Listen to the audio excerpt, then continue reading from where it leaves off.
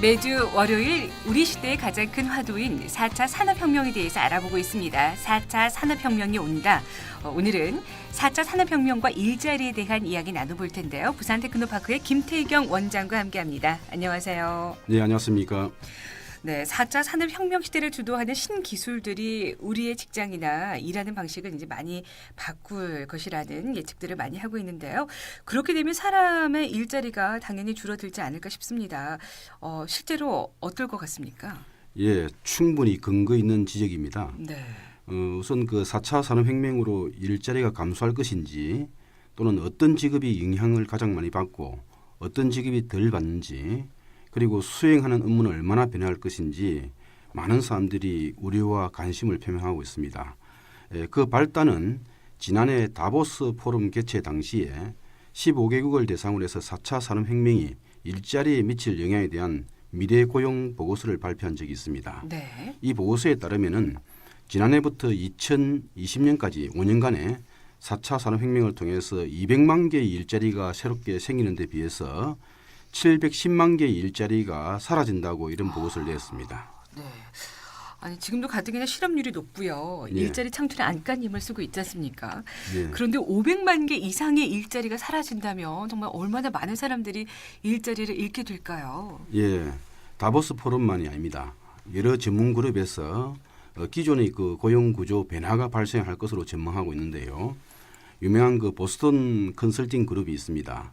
이 그룹에서는 독일 제조 분야에서 기계가 인간을 대체해서 생산 부문 같은 경우는 한 4% 감소하고요. 네. 품질 관리 부문은 8% 그리고 유지 부문은 7% 감소한다고 했습니다. 기본적으로 반복적인 생산 인지 업무 등이 상당히 감소할 것으로 전망했고요. 네.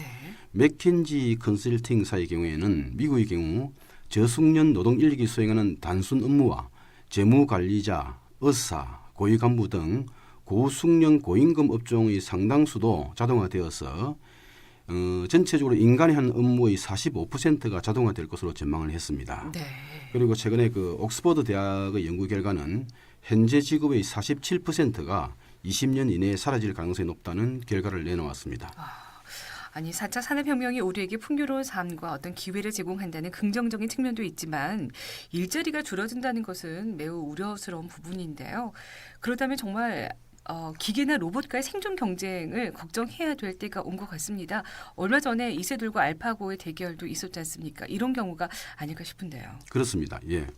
IBM 같은 경우 인공지능 왓슨이라고 있습니다. 네. 일종의 그 의료 진단 프로그램을 갖춘 인공지능 컴퓨터라고 볼 수 있는데요. 환자의 조직을 검사한다든지 그리고 축적된 엄청난 그 임상 자료 데이터를 학습을 하는데 네. 이 왓슨의 그 암 진단 정확도는 대장암의 경우에는 98%, 방광암의 경우에는 91%, 췌장암의 경우에는 94% 해서 모두 그 90%를 넘었었습니다. 네, 네. 우리나라 그 가천병원에서 왓슨을 도입했고 네. 부산대 병원도 도입을 결정을 했습니다. 그렇군요. 그리고 그 다음 기회에 구체적으로 말씀드리겠지만은 로봇의 경우도 마찬가지입니다. 네. 그 애플의 그 아이폰을 만드는 대만의 폭스콘이 있죠. 네, 네. 그 홍콩 근처에 있는 강동성 선전에 대규모 공장을 가지고 있는데 네. 공장 15군데에서 근로자가 한 50만 명 됩니다. 네, 네. 그런데 폭스콘 설립자이자 그 회장인 커 타이밍의 경우에는 그 앞으로 로봇 100만 대를 구입해서 네. 근로자 100만 명을 대체하겠다고 발표를 했습니다. 네. 이 로봇에 투자하는 이유는 뭐겠습니까? 그 사람의 얘기는 네. 사람도 동물이기 때문에 동물 100만 마리를 관리하니 상당히 머리 아프다는 것입니다. 좀 씁쓸하네요. 그런데. 그렇죠. 네. 그리고 지난 시간에 제가 그 독일 아디다스 공장을 얘기했는데 30년 전에 독일의 경우에는 신발 공장들이 문을 닫았습니다. 네. 아주 그 고임금비 때문에 그렇죠. 다른 그 회사와 경쟁이 안 된다는 것이죠. 네. 그래서 중국이나 베트남과 같은 저임금 국가로 공장을 이전을 했습니다. 하지만 그 최근에 그 ICT 기술 발전에 의해서 다시금 신발 공장들이 선진국으로 회귀하고 있습니다. 우리나라의 경우에도 돌아오고 있고요. 네.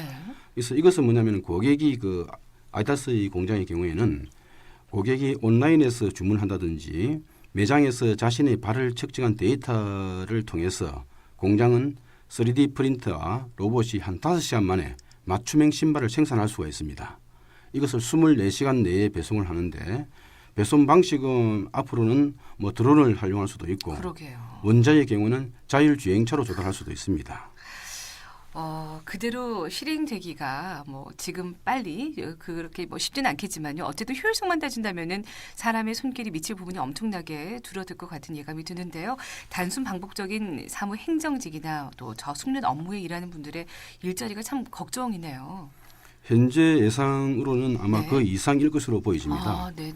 일반적으로 컴퓨터의 경우에는 대량의 데이터가 존재할 경우에 기술의 향상과 업무 수행이 매우 뛰어납니다. 네. 그리고 그 정보기술이라는 것은 범용성을 가지고 있고 따라서 그 영향력은 상당히 광범위합니다. 현재 4차 산업혁명에서 벌어지고 있는 정보기술과 기존 산업의 융합이 확산될수록 기존의 그 고숙련직 일자리 또한 장담하기 어렵습니다. 법률가라든지 회계사, 언론인, 과학자, 약사 이런 그 고급 직업군도 네. 잠식당할 것으로 판단되고 있습니다. 네. 그래서 4차 산업혁명의 위력이라고 하는 것은 과거 기계화와 자동화에 의해서 단순 반복적인 그 작업이 잠식당하던 때와는 다릅니다. 고급 전문직 영역의 일자리까지도 침범한다는데 문제의 심각성이 있습니다. 네. 그래서 인공지능의 경우에는 단지 뭐 퀴즈쇼와 인간이 겨룬다든지 또는 그 인간과 인공지능의 바둑 대결처럼 이벤트성 상황에서 우리의 그 흥미나 또 놀라움을 유발하는 데 그치지 않습니다. 금융권 같은 경우에는 투자자에게 투자 자문을 그 제공하고 있는데 이것을 인공지능 로보 어드바이저라고 합니다. 네. 투자 목적이라든지 투자 기간 또는 목표 수익률 이런 그 간단한 질문을 해서 이 고객이 어떤 투자 성향을 가지고 있는가를 분석한 다음에 그 고객에게 가장 적합한 추천 상품과 예상 수익률을 제시합니다. 스포츠, 비서, 금융, 의료 또는 기상, 법률 상담, 운송 모든 분야에서 현재 활동 중입니다. 더 이상 인공지능이 미래가 아니고요. 지금 현재 우리 일상생활에 들어왔다고 해도 과언이 아닌데요. 이제 점차 날이 갈수록 인간이 하는 일을 대체해 가면서 능력을 발휘할 것 같습니다.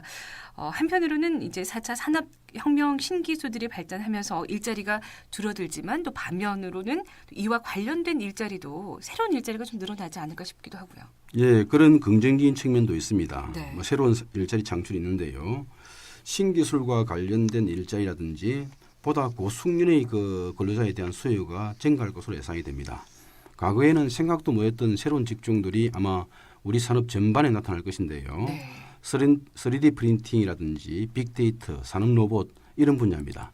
예를 든다면은 드론 조종사가 새로 등장하는 새 직업이고요. 네. IT 분야라든지 데이터 통합 분야 일자리는 계속 늘어날 것이고요. 네. 그리고 컴퓨터, IT, 과학, 엔지니어링 그리고 수학 분야 이런 지식들이 아마 효율적인 업무를 수행하는데 상당히 그 필수가 될 것입니다. 우리들의 안정된 일자리가 위협받는다면 또 지금 직장에 다니는 분들이나 아이들의 교육을 시키는 부모님들도 어떤 직업을 갖게 해야 할지 어떤 방향으로 설정해야 할지 고민이 많을 것 같습니다. 4차 산업혁명 시대 현명하게 대처하는 방법에 대해서 좀 간단하게 안내를 좀 해주시죠. 예, 저도 뭐 아이들이 3명 있는데 그러시군요. 어떤 직업을 갖게 할지 상당히 그 고민하고 있습니다. 네. 그래서 부모님들뿐만 아니라 그 대학이라든지 우리 사회 전체가 고민을 해야 할 그런 상황입니다. 네. 그래서 외국의 경우에는 어릴 적부터 그 코디네이팅 그 기술을 배우거나 그리고 국내의 경우에는 대학에서도 교육 혁신을 통해서 예를 들어서 인문계 학생들이 소프트웨어라든지 IT 관련 교육을 받는다든지 네. 그리고 이공계열 학생들이 인문학 수업을 듣는다든지 이런 혁신이 일어나고 있습니다. 네. 네. 하지만은 그 이런 방법들은 어디까지나 그 뭐 일반적이고 또는 그 학점 채우기형에 불과합니다. 뭐 근본적으로는 제가 그 구체적으로 말씀드리기 어렵지만은 근본적으로는 창의형 그 인간 교육이 필요합니다.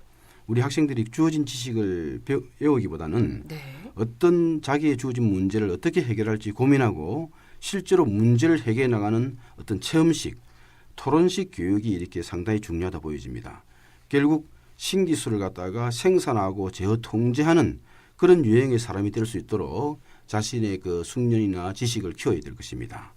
그리고 다른 한편으로는 전체적으로 아마 민간 부문의 일자리는 감소하지 않겠나 하는 생각이 들고요. 네. 따라서 국가의 영역에서 공적 부문의 사회적 일자리를 열리는 그런 그 고민들을 갖다가 해야 될 것입니다. 네, 알겠습니다. 4차 산업혁명이 온다. 이 시간을 통해서 우리가 모두 함께 우리의 내일을 준비해야 될 필요성이 있는 것 같습니다. 부산 테크노파크의 김태경 원장과 함께했습니다. 다음 시간에도 기대하겠습니다. 고맙습니다. 네, 감사합니다.